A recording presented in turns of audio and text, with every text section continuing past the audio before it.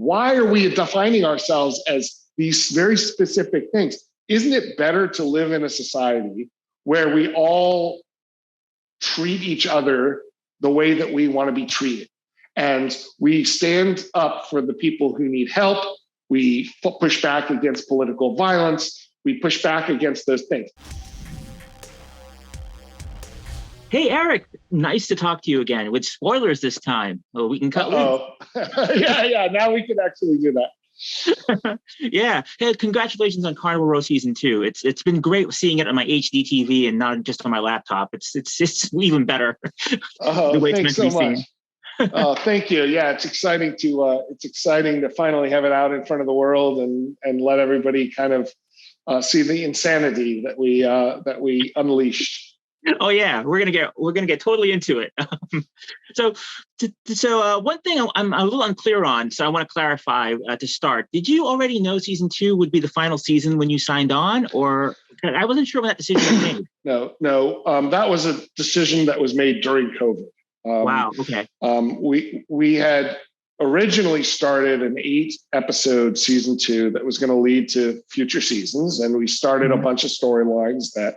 During COVID, as COVID kept dragging on and on, Amazon and Legendary and I made the decision that the show should end. And the reason for that was there were a lot of people under contract that would have been unable to go get other jobs and feed their families. Mm-hmm. And it was the right moral decision for the cast and crew to let them go get work. Rather than hold them to contracts and tie them up. So during COVID, we realized, okay, if this is going to conclude the show, but not necessarily end it in a way that closes the door to future possibilities, we needed to go reinvent some of the storylines that we had already shot. So we went back and did heavy rewriting on some of the early episodes to set stuff up for this being the final season. And Amazon also generously called up and said, do you have everything you need to do it the right way? And I said, honestly, I don't think I can end this satisfactorily in 8 episodes. I think I need 2 more episodes of runway to be able to, if this is the end, I'm doing a new story and I need more space. So they came back immediately, said, yes, you have that. And, the writer's room reconvened and we worked out the storyline that you have seen now. What are you proudest of in wrapping up the Carnival Row story in season 2? I think I'm proudest of having given every actor on the show a chance to shine. I think giving the due to all of the behind the scenes craftspeople as well, the army of people that were involved in making this show look and feel so authentic and beautiful. I mean, it's one of the most beautiful shows certainly I've ever been a part of, and if not seen. Just the levels of detail. I'm very proud that when I took over the show, everybody was having fun. The cast and the crew were happy. Everybody was getting a chance to shine. And the story that we told has meaning.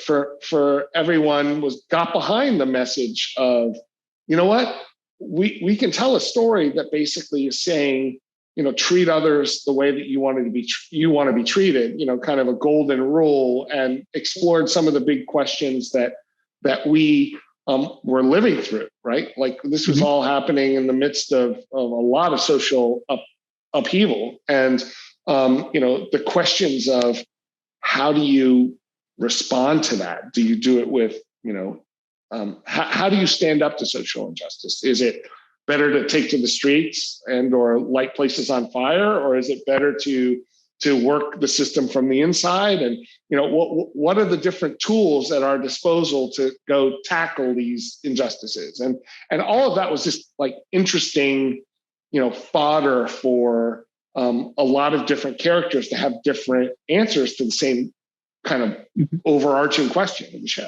So, yeah, I really enjoyed how everybody was trying to do what they thought was right. Right. And it just created conflict because people's passions were so strong towards what they believed in. Well, everybody is the hero of their own movie. In real life, they are. Like everybody, nobody thinks they're the villain, right? And there is no correct answer like for what was happening in the Burg. Had the New Dawn taken over, had they established an egalitarian state where Fae and human could live together equally, that sounds pretty awesome until you think about the killing fields and the fact that they would have slaughtered, a lot of innocent men, women, and children who didn't, were not, properly educated to that regime's doctrine, right? So like, this is the problem with like, great, bright political ideas where, hey, some of the ideas of communism are pretty awesome until you realize it turns into totalitarianism and everybody gets shot by firing squad. And you're like, oh, wait, that part I'm not signing on to. This was a bloody season with a lot of deaths. Is there anyone you regret killing off? Like if you could go back and change it, is there anyone you'd save? No, look, I mean, honestly, one of the things that actors most want is a great death scene. Like it's one of the things that actors love. Also, we knew we were ending it. It was more fun to like, could I have stretched the Jonah Sophie arc to the very end? Yeah, sure, I could have, but it was just like we played it out, and it felt more satisfying. It felt like a wow. And also, honestly, at that point, we were looking down the barrel of COVID and thinking like, well, do we just release a season 2 that's only 5 episodes and that's the cliffhanger, and then come back after COVID and do another 5? And so while we were breaking the story, I had all of these models in my head and in conversations with the network. But like, hey, Erik, maybe we're just going to release 5 and then another 5. So can you build it that way? Or we'll do 8, or we'll do 10. So it was like kind of like it was nuts, man. COVID really, I think, threw all of the people who do what I do and all of the writing staffs of every television show through the ringer. It was like, wow, we had to pivot so fast, and nobody knew how long it was going to last or what the impact was. Certainly, I think in retrospect, I think probably half the networks on Earth would have just pulled the plug on everything they were doing because they had no idea how long it was going to take. So anyway, so no, I don't think I would undo anything that we did. I think, in a perfect world, I would have had more writer prep. I kind of, the crew was already on the clock. I had 5 weeks to come up with what the show was going to be, and it was just like, go, So yeah. It was a nutty start to this. But no, I think that I'm satisfied with how the pieces came together. Well, since you brought up Sophie and Jonah, I think I told you the last time we spoke, that was the thing that shocked me the most. I literally had to pause the show and take a moment to absorb that when that happened, because Sophie was my favorite character. To me, she was kind of like Daenerys Targaryen. She could have made the world better but she was cut down before she could.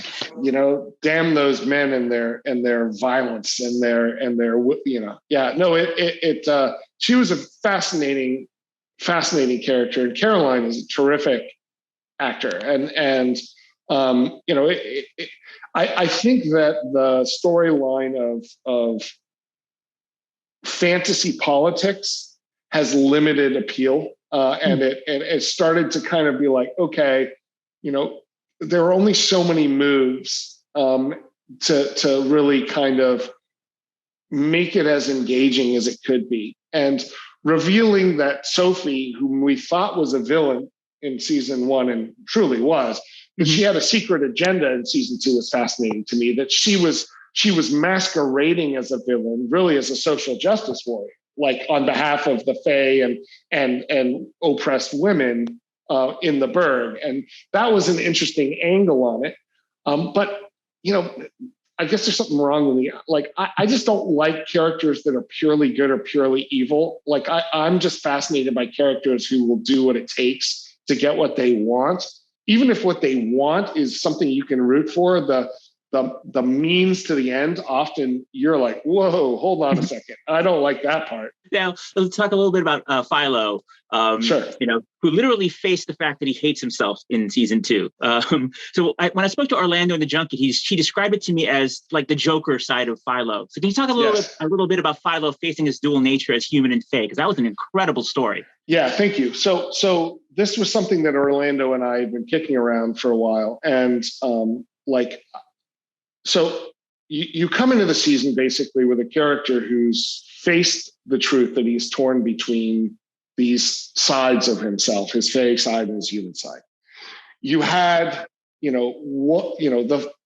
these external forces of both sides trying to get him to choose his human side or his fey side, right? And including Vignette on one side and cops on the other side. And it's just like, ultimately what he realized was, hold on a second. Like, I am not defined by my race, right? That's like, everybody wants me to define myself by my race. I choose to define myself by what I do and my morality and how I behave and how I treat others. So what Philo needed to do was arc from somebody who was paralyzed by identity politics and evolve into someone who said, you know what? Identity politics are fucking dumb. Like, it's stupid. Why are we defining ourselves as these very specific things? Isn't it better to live in a society where we all treat each other the way that we want to be treated? And we stand up for the people who need help. We push back against political violence. We push back against those things. And maybe it's just an old school liberal in me that wanted that line to kind of land versus like some more rabble rousing modern progressives who just want to burn it all down. I don't know. Like, that was one of the political debates that raged in the writers' room. And then the idea that Philo would embody that. Well, how do you bring to life, bring his inner life to the screen? And doing that kind of split personality, magical realism technique. I was always a fan of that, like on 6 Feet Under, for instance, when Nate would be talking to his dead dad or the dad, or like there's some great television shows that have externalized a character's inner feelings through this technique. Mm-hmm. And we talked about different iterations of it and ultimately landed on, what would be great is if it's Orlando with Orlando, and it's the two sides of his personality at war. And we pitched it to OB, and then we started chatting about it, and he got very excited about it. And Julian Holmes, who directed the episode, had terrific ideas about how to shoot it. We all got very excited about how to bring it to the screen, and I think. Unless I'm wrong, it's Orlando's favorite moment in the entire series, both seasons. Like, he just loves that sequence. And I think it really, for us, it deepened his character in a way that he had been so stalwart and like the hero and buttoned up. And I wanted to get into his head, and Philo is not one of those characters who's going to tell you how he feels about stuff. He just doesn't.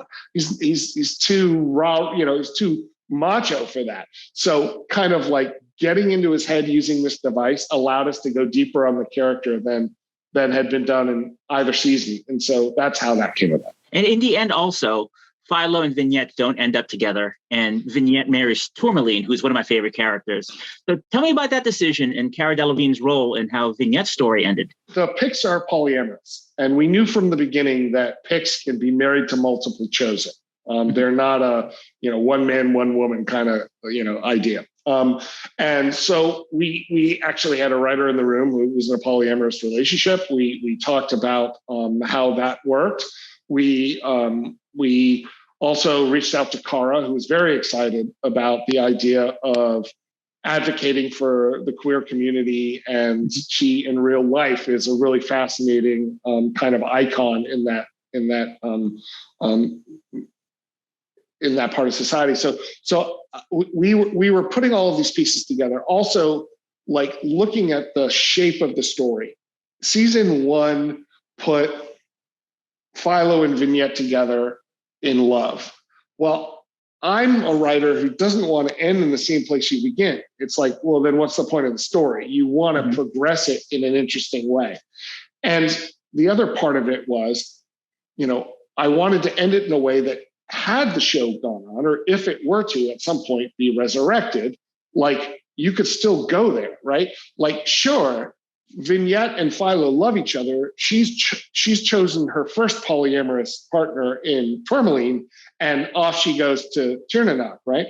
But that doesn't preclude the idea of a reconciliation between Philo and Vignette in future, if there were to be future seasons, if we wanted to go there, right? So, but we wanted to be dramatically honest about the fact that both of them were on separate story tracks and really opponents of one another's story.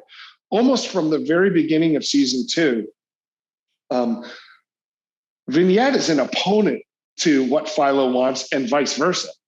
And so to then have them, fall into some artificial lovey-dovey ending would have felt fake, I think. Yeah, I can totally see that line of reasoning. And of course, you were the showrunner of Daredevil season 3, and you brought in Joanne Whalley and Jay Ali, who were both so great. It took me a while to even recognize Joanne, to be honest. It took me a couple episodes before I realized, whoa. Sister Maggie, she's got horns. She's got horns. Yeah, it totally threw me. Yeah. So tell me about bringing them in and the characters they played. Well, they're friends of mine.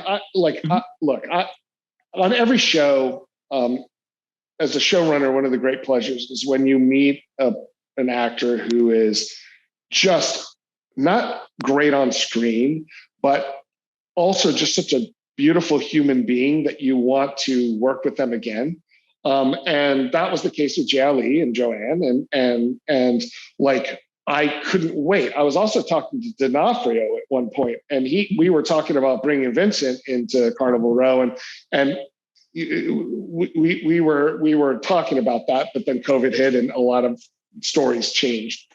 But the great thing about meeting people who are so talented and eager to work with other people that they just enjoy their company of is, like, we basically live in a traveling circus of a business, and like, you get to say, hey, come play this revolutionary figure with horns, and I'm going to put you on prosthetics, and you're going to be the big bad this season, Joanne, instead of the nun mother of Daredevil. Like, so it's totally fun. Like, Jay gets to play a villain in a way, or something in between. A revolutionary Black Raven, and look, there are members of this cast, Carnival Row, that I intend to cast on my future shows, and I will bring as many of the Daredevil folks along as I can grab, because I love the idea of all of us, going to team up on something else in future and having more fun. Speaking of Daredevil, I'd love to know what your thoughts are on the MCU reboot and Daredevil Born Again, because your season, I loved how you gave Karen Page her backstory, and Karen and Fisk kind of had the rivalry play out. I thought that was beautiful. But I'd love to know what your thoughts are on the reboot. I'm rooting for them. I don't have any inside information for you. I knew it was going to happen just from rumblings through friends and the grapevine of the Marvel family. But I really don't know what they're planning yet. So we use pieces of Born Again on our season. I still call it season 4, but maybe they're trying to insist it isn't. So I'll go whatever they want to call it. I'm very happy that Charlie and Vincent and hopefully more of our Marvel friends will get a chance to go make more of the show. Like, I'm huge fans of them. I'm huge fans of the show. So I look forward to seeing what it is. I hope I hope it's great. Let me put it that way. We all do. Yeah. We had kind of the ability to go to some dark places, and I'm not sure what a Disney Plus version of the show is going to look like, but we'll see. Like, there's lots of different iterations of that character in the comic books too. So it's like, is it more yellow or is it more like, who knows? Right. But I wish them the best of luck, and I'm totally stoked to watch. One last question. Sure. We still have a little bit of time. So Orlando told me when we interviewed that he thinks Philo's story is over and it would be best to leave the audience wanting more. What are your thoughts on that? Well, I think that Orlando Bloom gets to decide what happens to Philo. So, I think that it feels good where we concluded the season and the show, hopefully audiences will feel the same way. Well, listen, Erik, this has been a pleasure. I love the show, and I look forward to what you're doing next. Oh, thank you so much. Really appreciate it. Great. Thank you so much. Take care. Thank you for your time. Thanks. Bye-bye. Bye.